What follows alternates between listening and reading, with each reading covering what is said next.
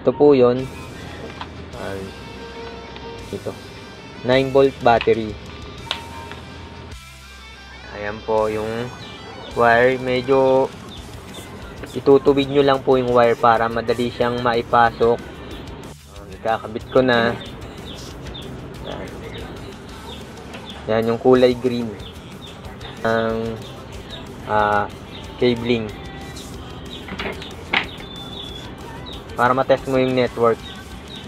Insert natin. I-on natin yung ano. Yan. Pag dire-diretso yung ilaw hanggang dun sa 8, good yung connection nyo, good yung pagkaka-crimp nyo. Yung dulo ground yun eh, pero wala yun, talagang hanggang 1 to 8 lang, wala siyang laktaw.